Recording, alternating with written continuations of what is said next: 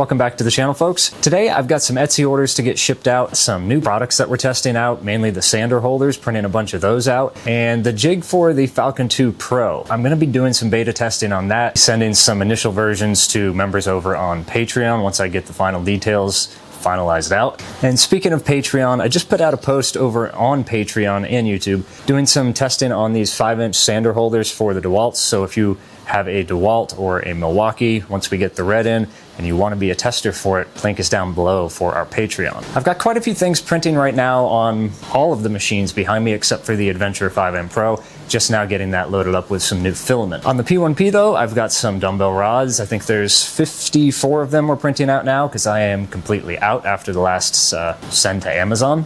A1 Mini 1 is printing out some of the dumbbell ends. I've got A1 Mini AMS up here printing out some of the DeWalt sander holders that I was just talking about. And then A1 Mini 2 is printing out the Festool ones. I'm also going to be doing Festool in 5-inch because I know they also offer their sanders in a 5-inch size, but I own the 6-inch, so I started production on those first. That way I could make sure everything worked and didn't break or anything like that. But 5-inch versions of the green for the Festools will be available soon, and I suppose that would also work for those of you who own any Ryobi tools. And like I mentioned a few minutes ago, I've also got some PETG coming from Bamboo in the red, so I can start getting some for Craftsman and Milwaukee printed out. Speaking of which, if you are a Craftsman or Milwaukee owner and want to be part of the testing, again, Patreon members are going to be eligible for that if you're in the basic tier or above. Shipping to the United States or Canada is completely free. If you're in any other part of the world, all you have to do is pay for the shipping cost because it can get expensive shipping across the world. And over here on the Plus 4 from Qidi, I've got that Falcon 2 exhaust port printing out. I want to see if it comes out any better over here. I'm just having some issues with the cooling settings because of the way it's modeled and has to be printed. It needs supports underneath it. So I'm really just looking to dial it in and get the interface that kind of matches up with the supports to be a little bit cleaner, because right now it looks like this. So I don't know how well you'll be able to see that on camera, but you can see the area underneath that had support on it is just rough. Everything else looks really nice. This one kind of, you can see it a little bit more where I tried to scrape some of it off. So it may just be related to the actual support interface material getting stuck on there. Testing it out now with Qidi's stock settings with a 0.12 millimeter layer height, I think. It's actually on adaptive layer heights, but it ranges from like 0.26 on the base area here, where it doesn't need to be going that fine of a layer height. And then as it gets up towards here and the top, it changes to like a 0.08 or 0.10 to try and give the cleanest surface quality. So that is just what I've been working on testing out in the last couple of days. I also increased the wall thickness of this, so it's really strong. You're not gonna break it putting a clamp on it. The one that I printed out from my Falcon 2 Pro was pretty thin, like 2 millimeter wall thickness, so any pressure, even in shipping, it was going to get damaged, I feared. So I went in there. It's a little more material, but it's a dense, nice, heavy piece. It would feel something that I would feel confident or comfortable sending out to a customer, aside from, that rough part there.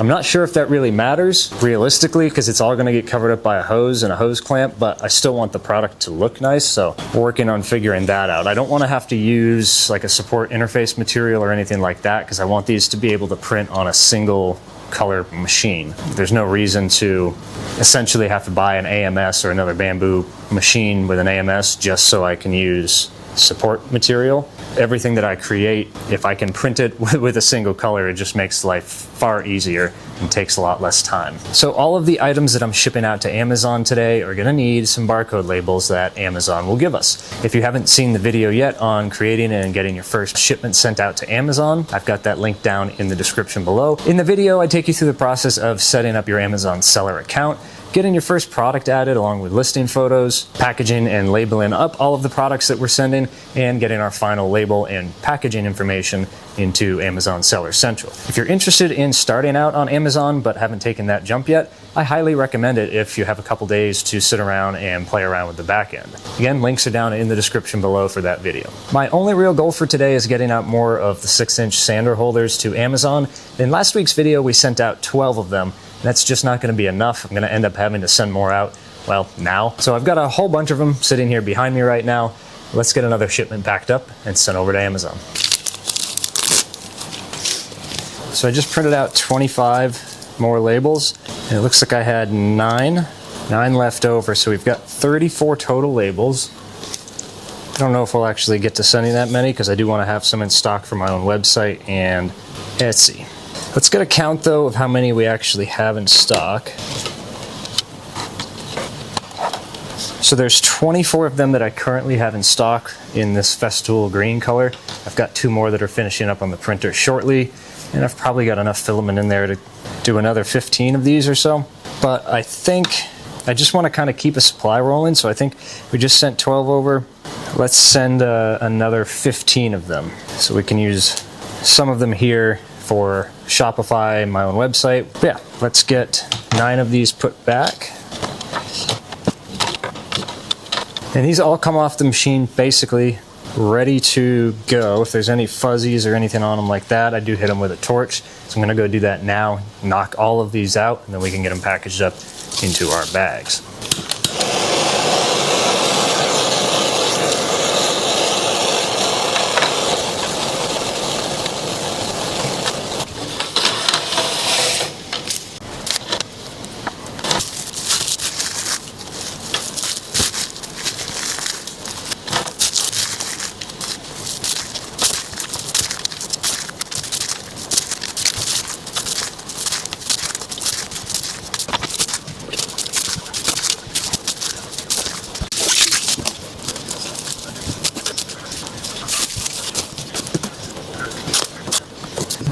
So I like reusing these old boxes here, but the pain part about that is taking the old labels off. Amazon doesn't seem to care as long as there's no other labels on the box, like shipping labels.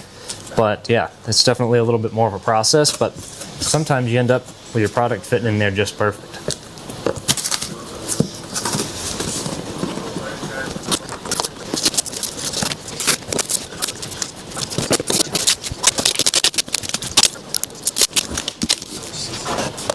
All right, 3.5 pounds, we'll call it 4. Looks like we've got just over 16 inches, so we'll call it 17 by 8 by 6. 17 by 8 by 6.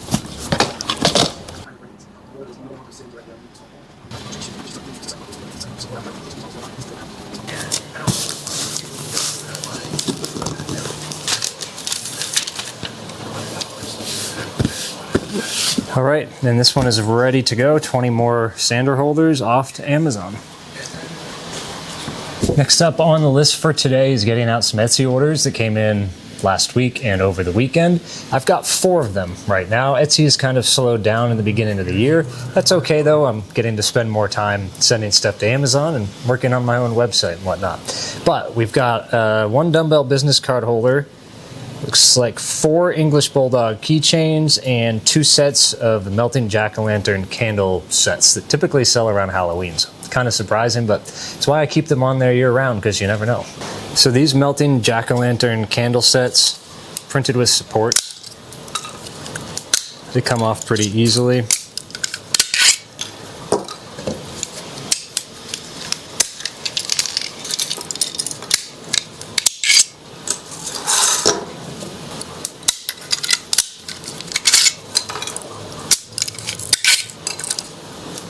Okay, these I go around with snips, and I'll snip off any of the parts that I don't want to remain on here, any of the supports that might not have come off cleanly, and then they also get tea lights. The tea lights that I'm using come in a pack of like 50, you can get them in packs of 100, it's like $15 for the pack of 50. There's a link down below to the Amazon listing if you'd like to pick some up for yourself. Each of the units gets 2 tea lights, one goes in there and one goes underneath, and then I'll wrap the whole thing in like a cellophane saran wrap essentially to keep everything in place. I do like to test all of the lights first to make sure they work.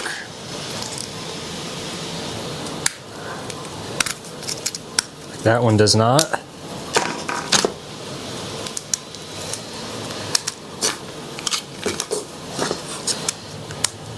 Boy, we're swinging and we're missing here.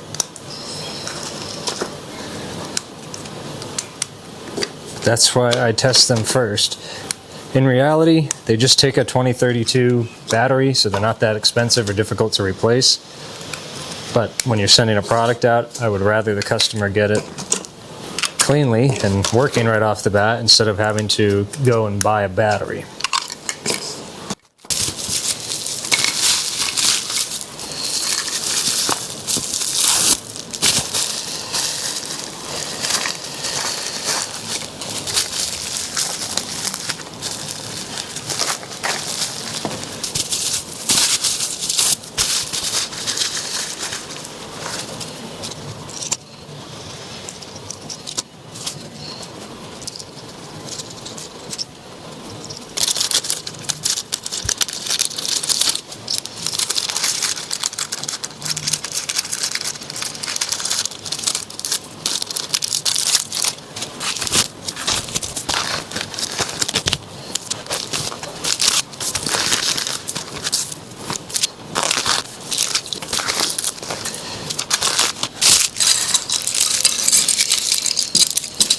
All right, and for these, I'm going to try something a little different. I want to see if they'll fit inside the 9x6x4 boxes.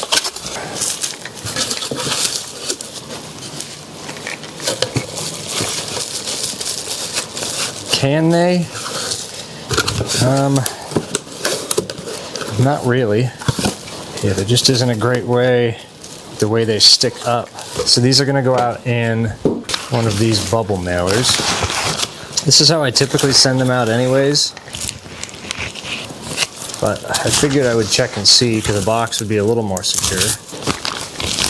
Never had one come back broken though.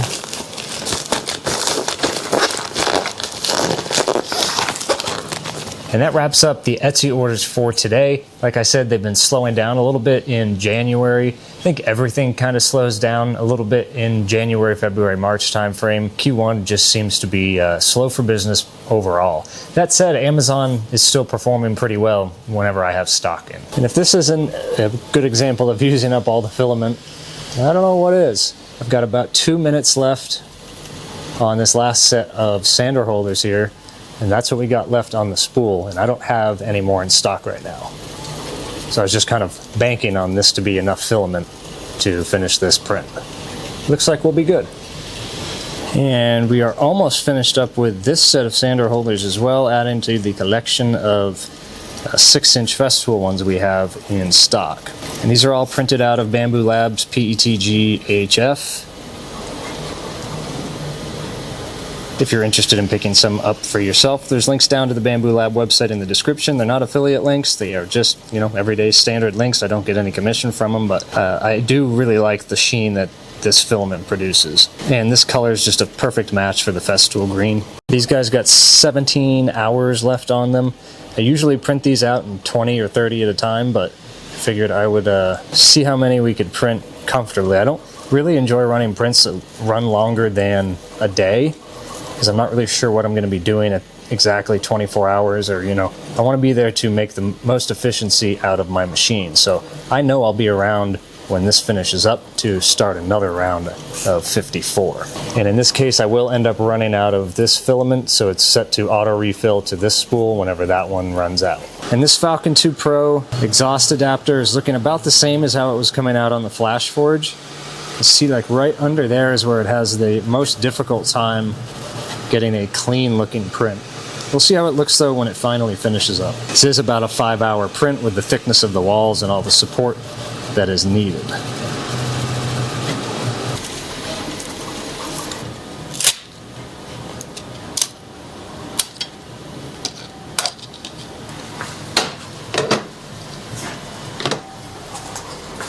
Alright, another set of the sander holders just finished up.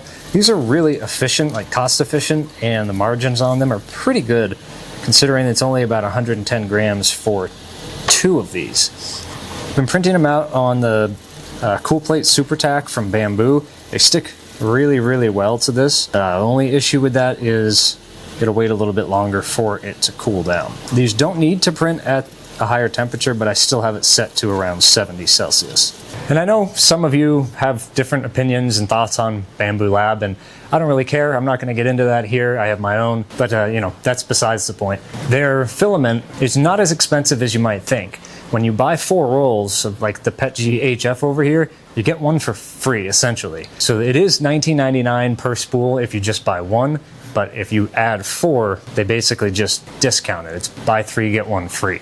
A lot of different ways you can look at it, but it really only costs about $14.99 plus tax per spool. You just have to buy 4 or more of them.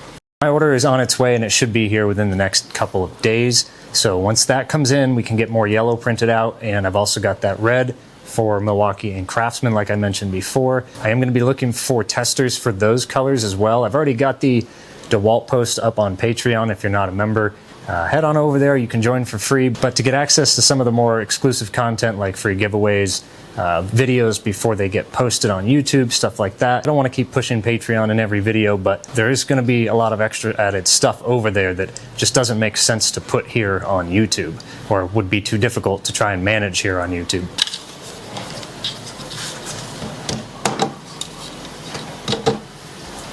The next morning. So the sander mount from the Plus 4 just finished up.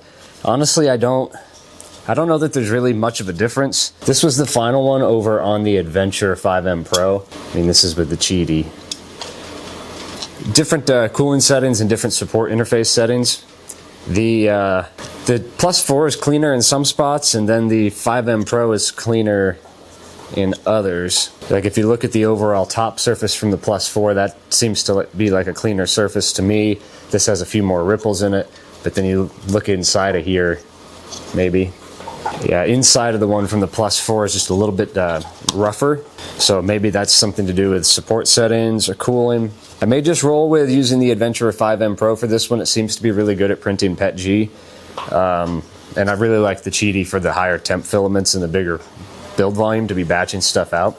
And I say batching stuff out because it's got a 305 by 305 build plate. It's like 12 by 12 inches. And the next printer down, in my fleet anyways, it's that big, is the P1P, which currently is having some issues. The AMS seems to feed, and it can, it'll print the right way. And then just randomly it stops printing, and it will either completely stop the print job like it's finished, or it pulls it back and just sits there like the AMS can't feed filament. And then when I press play, it just feeds filament like there was nothing ever wrong. So I have had some errors with the SD card recently, so I'm thinking maybe that's on its way out. It's got almost 3,000 hours on the original SD card, so it wouldn't surprise me if that was the case. But I've got dumbbell ends that I've got to get assembled here so we can continue to build up a stock, and that P1P is kind of slowing me down. And with that said, I've done virtually no maintenance to the P1P, so yes, it's slowing me down right now, but I haven't had to do anything to it for over a year, except for change the nozzle out. Actually, the other day, I was printing. This was last Saturday, and printing these little keychains here. And I could not get a successful print. It kept either clogging up or leaving little spots that were under extruded, stuff like that. And then it finally just stopped. And I got an SD card error. Basically said the SD card is toast. So I've formatted it from the printer and resent the print file and was able to get successful keychains done. But it did get me thinking I should probably order some more spare parts. The spare nozzle that the P1P comes with, like the whole hot end assembly piece with the wires and everything, for some reason doesn't come with any thermal paste. Nonetheless, I think I should get more replacement parts. I do have one spare nozzle between all of the A1 minis that I have, and I've got another spare nozzle for the P1P that's a stainless steel, I believe, and I had to swap in for a hardened steel this last go around. I also spent more time packing up some dumbbells and getting those assembled up so we can continue to build stock for Amazon. I'm really focusing this year on sending stuff to Amazon and focusing on my own website. Etsy, as a lot of you have pointed out, takes a fair share of the cut. And while it's a good platform to get started on, for sure, it lets you see if the products that you are bringing to market are even going to be something that will sell. I am continuing, obviously, to sell the things that I'm selling on Etsy as well as Amazon and my website.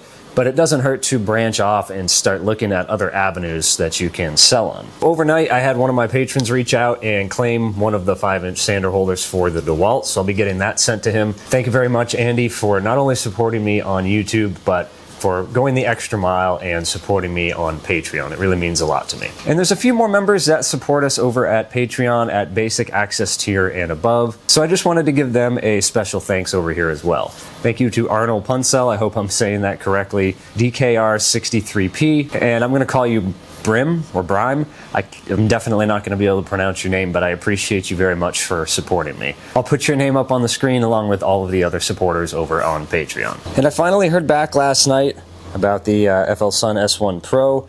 Their engineers have requested a new extruder unit for me, what I wish I had gotten in the first place, but at least they are on the right track. It should be coming in within the next couple of days, hopefully. So when that comes in, I will eventually get to replacing it on here. I really do want to get this machine back up and working. I've got some things that I want to print on it that just can't be printed on any of the other machines due to their height. Let's not talk about this mess for a second. We're going to be diving into this in its own dedicated video because, well, some drawers are clean, but others have kind of just become a ground for stuff to get thrown. Like this one. I have no idea what's in this drawer. I want this whole thing to be cleared out and reorganized, and that's something you're going to do along with me. Random mail.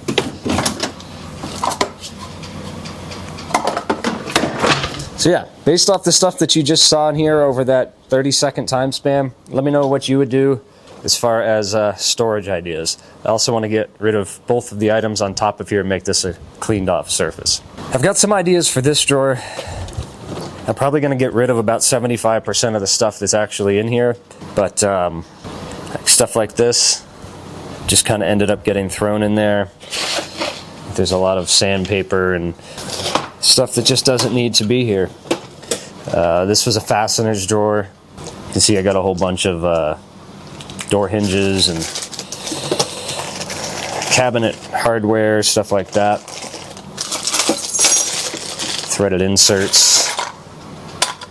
I'd like to at least get it more organized than just junk thrown into a drawer. Especially this one. This is the drawer that I use the most for finding drill bits and other stuff like that, and you know. And before I head out to the post office to drop off the 4 items that we packed up yesterday, I want to pack up Andy's item from Patreon so he can get that as soon as possible and I can start getting some test results back. These are just going to go into one of my bubble mailers. I will put it into here for a little bit of added extra protection. Then it's going to go into a 10x6 mailer. Before I do that though, I want to print out a little packing label and a thank you card to go inside of there. I also have to get his shipping label printed out, and we can take a ride down to the post office and to Staples because I also have the stuff to get out to Amazon. And Staples around here is a UPS store.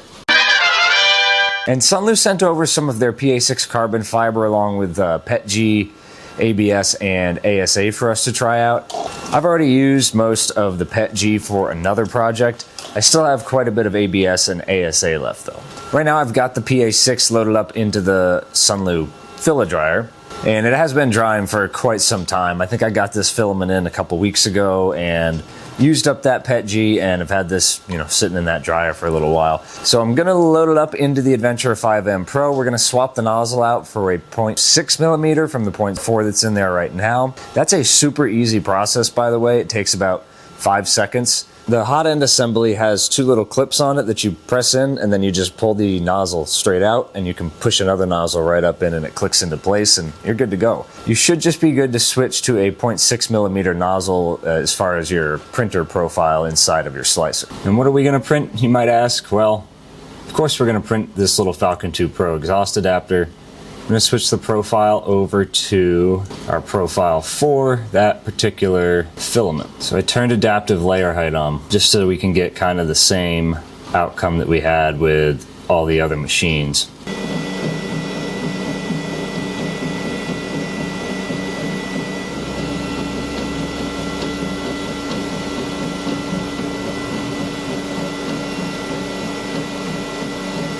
Alright, just got some Hatchbox PETG in. This is the Makita green color that we've been waiting for. I'm going to get this loaded up into the A1 Mini with the AMS, get some more of the 5-inch sander holders printed out. Probably should dry this first though. And we're just waiting on the PETG HF to arrive. That should be here this afternoon or in the morning. Right now I think I've got just enough left on here to do 2 more sets of the green holders. We shall see though. I've also got plenty left on this A1 Mini. Get another set of dumbbells going.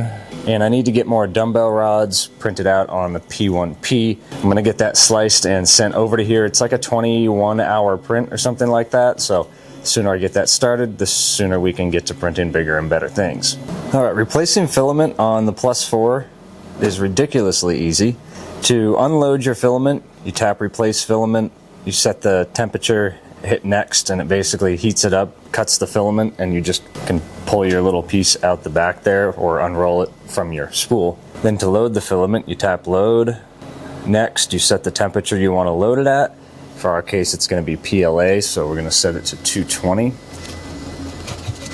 And it will go through the process of heating up the nozzle. It goes through this little homing sequence here.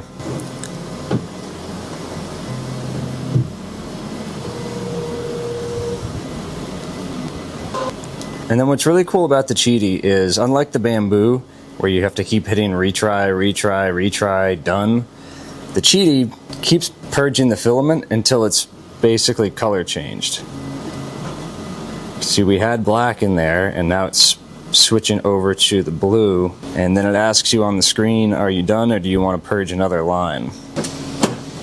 So then we have completed, please check whether the filament run out, you know, whatever. Hit complete and it moves the whole unit forward. The Plus 4 also has a poop chute in the back, and it will be compatible with Qidi Box when that comes out, so this machine is multicolor capable soon. One thing I would love to see come to market for the Plus 4 is a cryo grip plate. The cryo grip plate from BQ 3D that I've used over on the P1P is by far the best build plate that I've used on that machine so far. I have the SuperTac Cool Plate SuperTac from Bamboo, and I've never used it on the P1P. I use it all the time on the A1 Minis. The Cryo Grip still, to me, is a stronger sticking build plate, I think. I've never once had a keychain or anything lift off of the Cryo Grip plate, whereas the Cool Plate SuperTac from Bamboo, I've had it lift off of them very, very slightly, which leads me to believe there's something in that Cryo Grip plate that just promotes a little bit better adhesion. But I've tried the Glacier, the blue Cryo Grip plates from BQ, and I've never had any luck with getting anything to stick to it. And the one that I personally would recommend is only available for the A1 or P1 X1 size machines. It's the 256 build plate, and it's like a dark gray. But those dumbbell rods, I really worry. In fact, of all of the, I don't know, 20 or something that I put on this plate the other day, I got 4 of them. It got up to like right here and knocked one off. Somehow it came off of the build plate, and of course that just kind of created a domino effect. So yeah, BQ, we're looking for a Cryo Grip plate, the Plus 4 here, and even for the 5M series for Flash Force. That would be nice. The next day. So the shipment from Bamboo Lab just arrived. It's the PETG HF. I got 2 spools of green, a spool of yellow, and a spool of red. And these come as reusable spools. When you buy an AMS from Bamboo, they send you 4 reusable spools. One is like this, the high temp filament, and then you get 3 like this. You can also print these, and it fits perfectly on the A1 or P1 size build plate. Ideally, I need to get 3 of them loaded up, but I only have 2 spools right now.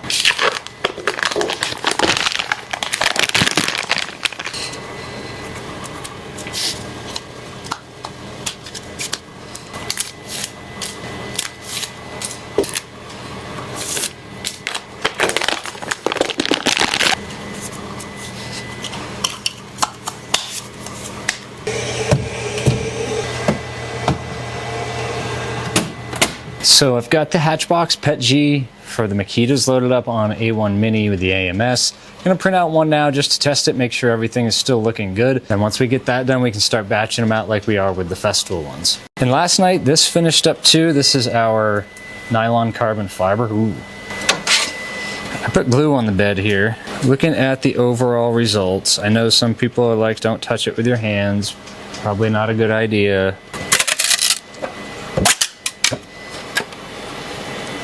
That's a dense piece.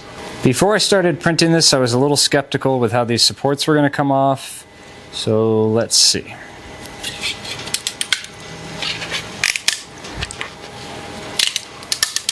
Yeah. They're definitely more difficult than something out of PETG.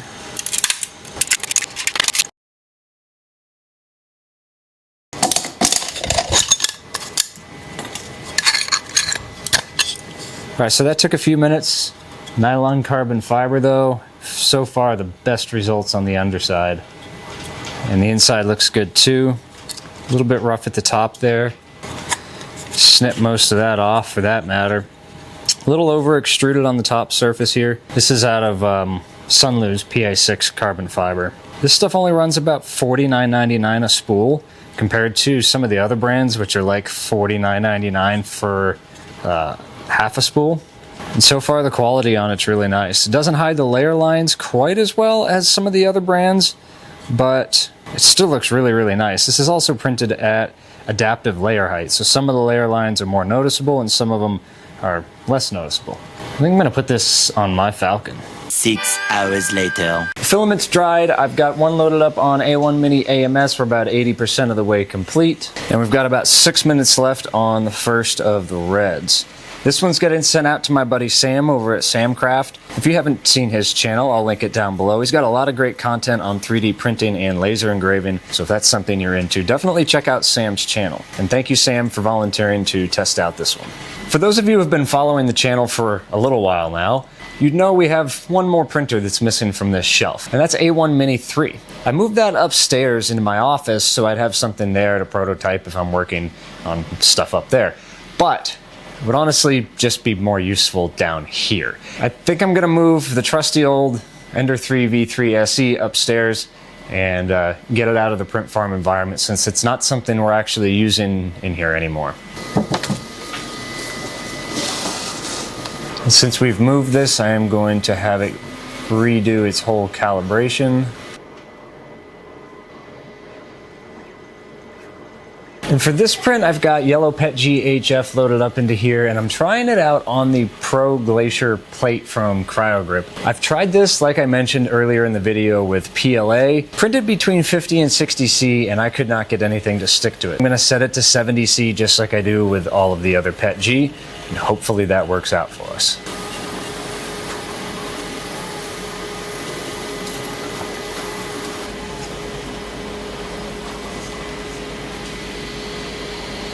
This just finished up over on A1 Mini 3 with that Glacier plate from CryoGrip. All things considering, it came out pretty well. It did have a little bit of lifting towards the back end, towards the end, but didn't seem to affect anything. One thing I'm realizing about this size though, after shrinking it down to fit the 5-inch size, is it doesn't really match up. The angle of the sanding pad is not quite as well angled as the 6-inch is, so I actually just went in to Shaper and completely remodeled the entire sander holder, and hopefully it fits the 5-inch size a little better. Essentially, I took this angle here and gave us slightly less of an angle so it's a little bit more straight up instead of slanted this way, and I also decreased the spacing between the base plate here and where this part starts, so our sander will fit in there just a little bit more snug.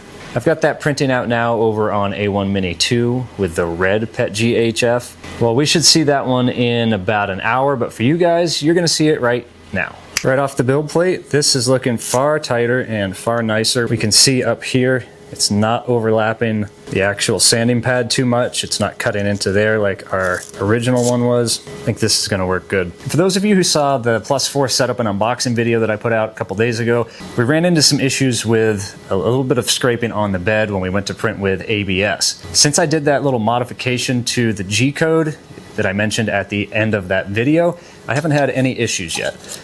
It's been printing absolutely flawlessly for everything that I've thrown at it. The only issue I guess that I would have had with this machine so far is after about 18 hours printing some of the dumbbell rods, one got knocked loose like I showed earlier, and you know, the rest is history. They all came down after that.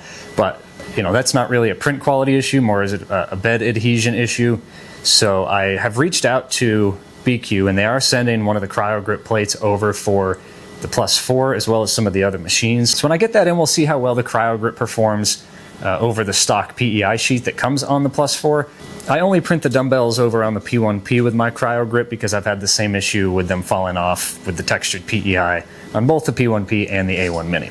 As far as the Plus 4 goes, I've printed, I think, 3 of these ABS spool holders. You can find this file linked down below if you want to print some out for yourself. These are the reusable spools for Bambu Lab filament if you only buy the refill. They also come in handy if you get spools that come damaged. Every now and again, you'll get a cardboard spool that comes in and has some bending in it or damage in it that just doesn't like to feed well with an AMS.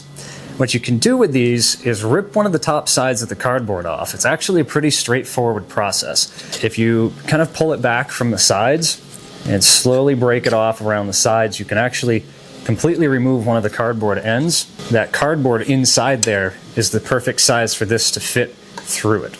And then you can do the same to the other side, and this will close back up, and now you've got yourself a respooled spool that otherwise may not be able to be used. So that's what I've got the Plus 4 warming up to do right now, is print some more of these out. It never hurts to have a couple extra on hand, especially with all the Bambu filament that I've been ordering recently for those sander holders. And I think that's where I'm going to wrap this one up, folks. Next week, I'd like to focus on getting more products listed on Etsy. I haven't done one of those videos in a little bit, so I'd be interested to find some new models, get them listed on Etsy, get some samples printed out, and just kind of see what sells. If you're interested in following along on my journey here in the print farm, hit the subscribe button down below. It would really mean a lot to me. And if you enjoyed today's video, give it a thumbs up so YouTube knows you enjoyed this kind of content. I will see you all in the next video, folks. Take care.